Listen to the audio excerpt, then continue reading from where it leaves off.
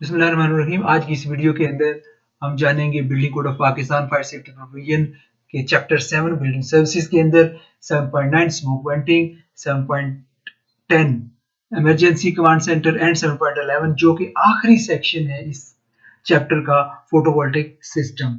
इनकी तफसील में जाने से पहले ये आज हमारा चैप्टर मुकम्मल होने जा रहा है, लेकिन हम आपसे ये रिक्वेस्ट कर रहे हैं कि इसको सब्सक्राइब, शेयर, लाइक और इसकी तमाम चीज़ों को बढ़ाते रहिएगा ताकि ये मैक्सिमम इसको फैलाव मिले। अब हम चलते हैं इनके आखिरी 3 टॉपिक्स की तरफ। तो इसमें 7.9 का जो सेक्शन है वो है smoke venting. Smoke venting for safe use of exit in windowless buildings, underground structures, large area factories, hotels and assembly buildings like cinema halls, mosques and any other of same category and occupancy shall be automatic in action। या तो वो automatic हो, खुदकार हो, with manual control in addition। तो अगर automatic है even then उसके अंदर मैनुअल कंट्रोल भी होना चाहिए कि अगर ऑटो फेल हो जाता है किसी तरीके से तो मैनुअल को भी ऑपरेट करते हुए काम किया जा सके। अब जब हम खुद देखते हैं कि स्मोक बहुत बड़ा किलर है, स्मोक जहां प्रॉपर्ली मैनेज नहीं होता, क्लोरोफिक वैल्यू फ्यूल्स की नहीं होती, फ्यूल का वर्कलोड नहीं होता, तो उस सूरत में अगर स्मोक मैनेजमेंट भी ना हो, स्मोक वेंटिंग भी ना हो, तो उस सूरत में कितना बड़ा एक डिजास्टर आ सकता है, कितना बड़ा एक प्रॉब्लम आ सकता है। तो इन बिल्डिंग्स को हम स्पेशली फोकस करते हैं और जनरली भी हमारे पास स्मोक वेंटिंग होना चाहिए मुख्तलिफ अंदाज में। अब हम देखते हैं कि what the smoke management is, what is the behavior of smoke, what are the effects of smoke and what the smoke management is। यानी उसके अंदर जो स्मोक वेंटिंग है उस चीज को हम फोकस करेंगे।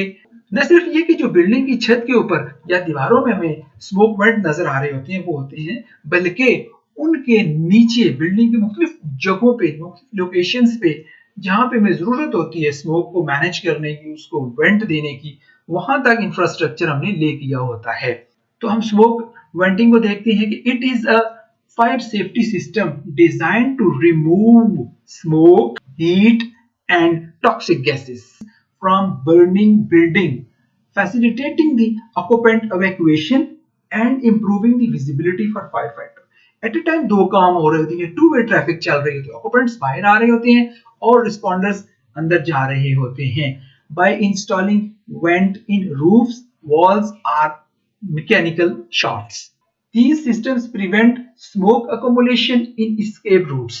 अब escape route जहां से तमाम लोगों ने बाहर जाना है, और keeping stairwells clear, उन stairwells को हमने क्लियर रखना है।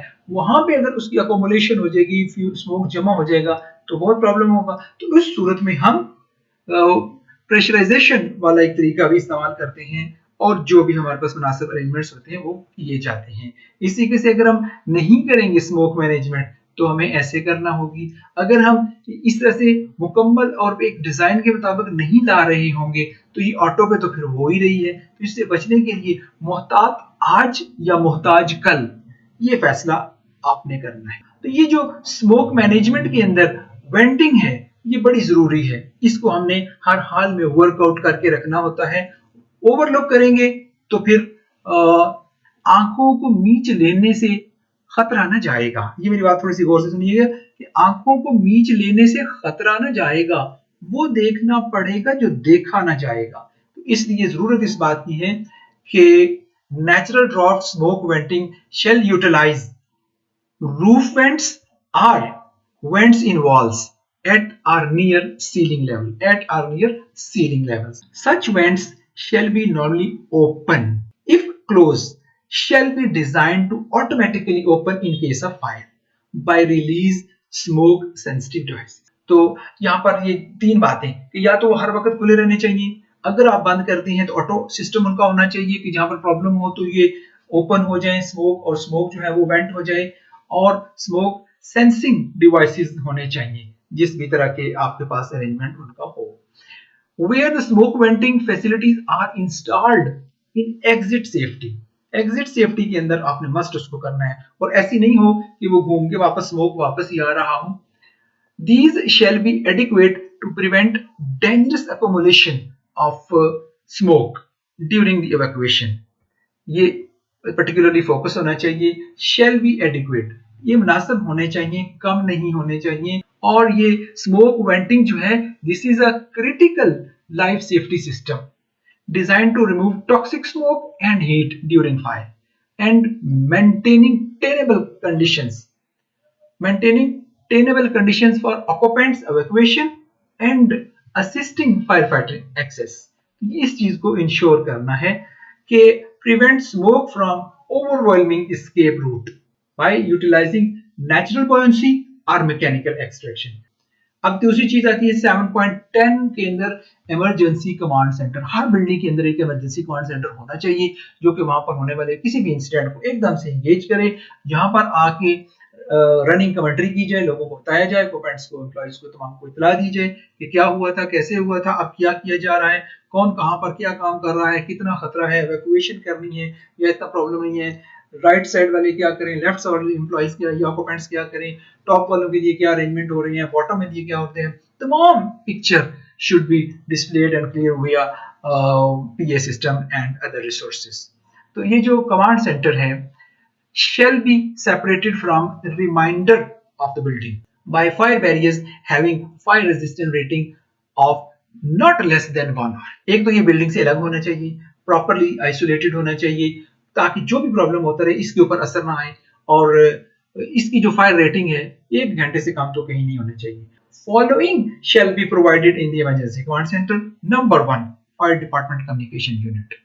कम्युनिकेशन होनी चाहिए, बातचीत होनी चाहिए। अब कम्युनिकेशन जो है किस किस तरीके से हो सकती है, वो ऑक्यूपेंसी वाइज और अफोर्डेबिलिटी वाइज और अरेंजमेंट के हिसाब से can be different. Then building plan indicating the typical floor plan and core means of egress and fire protection systems, firefighting equipment and fire department access and work table। ये तमाम चीजें, तमाम नक्शे, तमाम अरेंजमेंट्स वहां पर मौजूद होने चाहिए और वहां से फिर एग्जीक्यूट किया जाए, गाइड किया जाए, बताया जाए और काम वहां से आगे लेके चला जाए। इमरजेंसी कमांड सेंटर के अंदर इफ एप्लीकेबल, अगर आपकी ऑक्यूपेंसी हैजिडस ऑक्यूपेंसी है, ऐसे अरेंजमेंट्स हैं, ऐसे ऐसा स्टफ है वहां पे, ऐसा फ्यूल है कि जिसके लिए जरूरी है, तो फिर hazardous material management plan for the building ये भी वहां पर होना चाहिए। And where otherwise required the following devices and functions shall be provided within emergency command centers। Number 1, emergency voice alarm communication system। Number 2, fire detection and alarm system annunciator unit। Number 3, annunciator visibly indicating the location of the elevator and whether they are operational। Status भी आ जाए, location भी आ जाए, everything should be visible before the command। And then status indicators and control for air handling systems। Air handling system आपका properly function कर रहा है, non ops है, किस कंडीशन में है, ये भी वहां पर उनको विजिबल हो रहा हो, पिक्चर क्लियर हो रही है, so then they can decide the proper arrangements. Number 5, controls for unlocking stairways door simultaneously.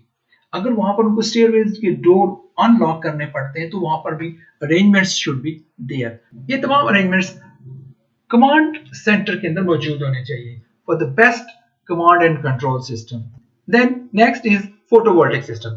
photovoltaic system के अंदर बेसिकली तमाम उसकी सेफ्टीज और रिलेटेड उसके इक्विपमेंट्स, उनका डिजाइन, उसका ऑपरेशन बताया जाएगा कि इसके अंदर ये जो हमारा बिजली पैदा करने का निजाम है सोलर सिस्टम से, उसको हम किस तरीके से अपनी बिल्डिंग के अंदर लेकर जाएंगे, डिस्ट्रीब्यूशन करेंगे, शट ऑफ करना है तो देन क्या क्या क्या वार्निंग्स वहां पर हमारे लिए, वार्निंग साइन किस तरह की होंगी और किस तरह की अदर इंफॉर्मेशन की जो टैलीज और बाकी चीजें होंगी उनको हम कर रहे होंगे।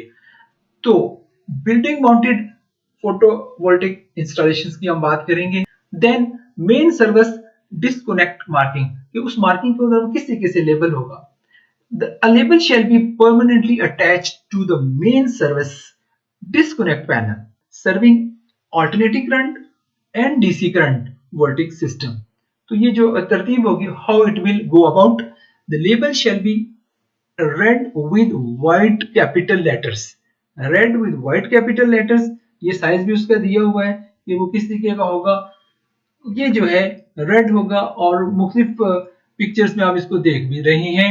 Material used for the label shall be reflective, weather resistant and suitable for the environment। ये अपने अपने environment के मुताबिक, अपने अपने weather के मुताबिक इनको अरेंज करना है AHJ से डिस्कस करते हुए। यहाँ पर आप देख सकते हैं DC डिस्कनेक्ट पैनल, वार्निंग्स, तमाम तरह चीजें आपके सामने आ रही हैं। देन इसका इंफ्रास्ट्रक्चर कैसे है और उसके अंदर भी क्या सेफ्टीज हैं। Secondary power source marking, where photovoltaic system is interconnected to battery systems, generator backup systems, and other secondary power systems. Additional signage acceptable to AHG। अब AHG का बड़ा रोल प्ले होता है। shall be required indicating the location of secondary power source shut off switch। Photovoltaic secondary power source marking are mandatory।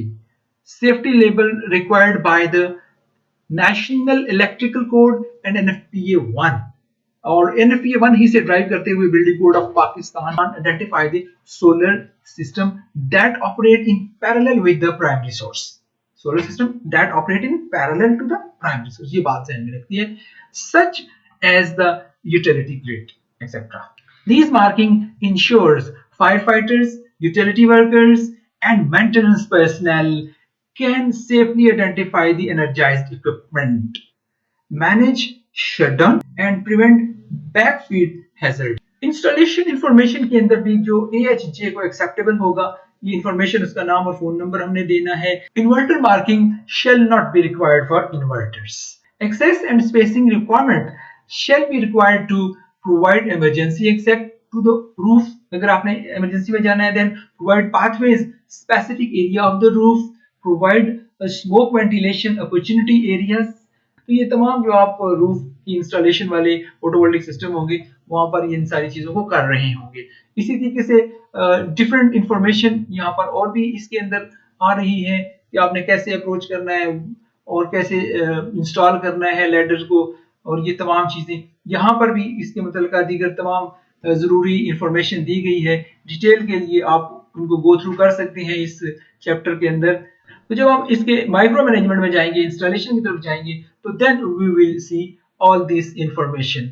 यहाँ पर भी हमें अगर उसकी डिटेल में जाना है, उसके डीसी कंड्यूट्स को देखना है, वायरिंग सिस्टम को देखना है, रेसवेज को देखना है, तो then we will go in this detail. तो जैसे DC wiring shall run in metallic conduits और raceways if located within enclosed spaces in the building। तो इन तमाम तफसीलात को हम इस चैप्टर के अंदर देख सकते हैं। अब चंद अहम चीजें ग्राउंड माउंटेड फोटोवोल्टिक इंस्टॉलेशन के लिए जो इसकी क्लियरेंसेस हैं। A clear area of 10 feet around ground mounted photovoltaic installation shall be provided. 10-10 feet का फासला दरमियान में देते जाएंगे। एंड नॉन मेटालिक बेसिस के अंदर हम जब बात करते हैं, a gravel base or other non-combustible base acceptable to AHG under and around the installation, वहां पर इन चीजों को भी कर लिया जाएगा। Then the last thing which is going on, security barriers, fencing, skirting and other suitable security barriers shall be installed when required by AHG। Open भी छोड़ सकते हैं, but if AHG demands कि ये चीज होने चाहिए तो वहां पर भी लगाया जा सकता है। Electrical fire safety, heating, ventilation and air conditioning, elevator, escalators and conveyors, utilities, heating appliances, waste chute, incinerators, laundry chutes, stationary generators and power supplies, smoke control, smoke vent and emergency command center, and the last but not the least photovoltaic systems। इस तरीके से ये हमारा 7वां chapter मुकम्मल हो गया है। अब हम आपके साथ नेक्स्ट चैप्टर में मिलेंगे जो कि है फायर सेफ्टी कंस्ट्रक्शन फीचर। तब तक के लिए इजाजत दीजिए। अल्लाह हाफिज। पाकिस्तान जिंदाबाद।